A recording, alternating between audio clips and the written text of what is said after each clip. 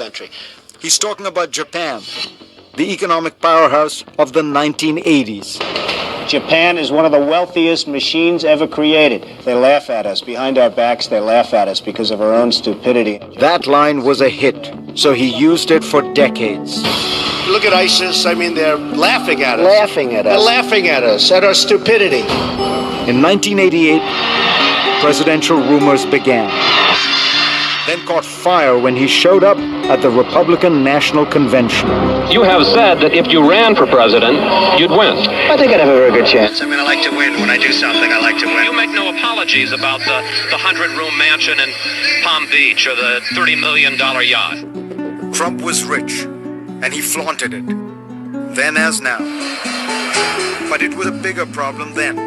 After a stock market crash, this is a panic, and insider trading scandals, Americans did not trust the rich. The point is, ladies and gentlemen, that greed, for lack of a better word, is good.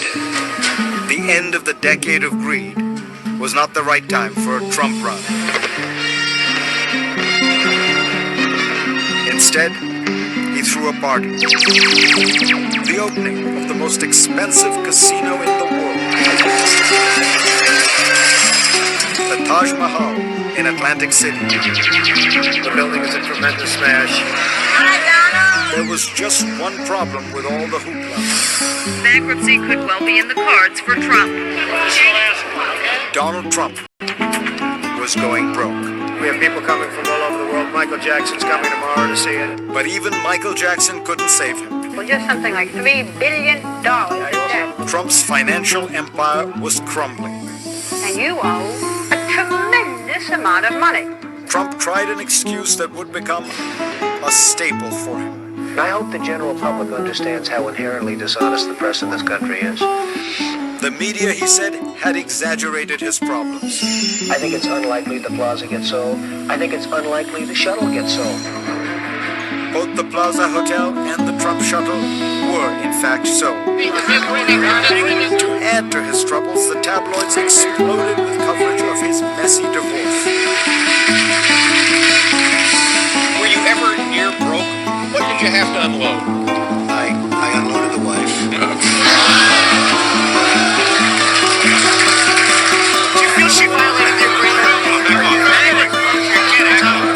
Trump frequently complained about all the stories on his private life. And what you know, Just didn't stop. The publicity was so incredible. there's a lot of coverage of that. Yet he seemed to crave publicity. Hi, everybody. One bizarre story from 1991 demonstrates exactly how Trump manipulates the media. By the way, I'm sort of new here, and what is your position? Well, I'm sort of handling PR because you get so much of it. That is Donald Trump pretending to be a PR man for Donald Trump. And I said, you sound just like Trump. Reporter Sue Carswell was on the other end of the call. It's just like, this is uncanny. He gets called by everybody in the book. Detective women, actresses, people that you write about just call to see if they can go out with them and things. The recording was leaked to the Washington Post in 2016. Are you aware of the tape? Is it you? No, you're telling me about it for the first time, and it doesn't sound like my voice at all. Yet in 1991, he actually admitted it to People magazine. To top it off, the reporter is certain Trump leaked the recording.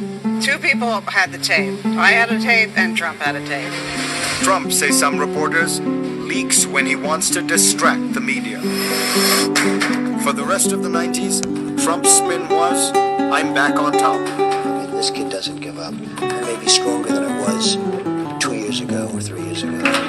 Finally, in 1999, he officially entered politics. Tonight, Donald Trump. Need we say more?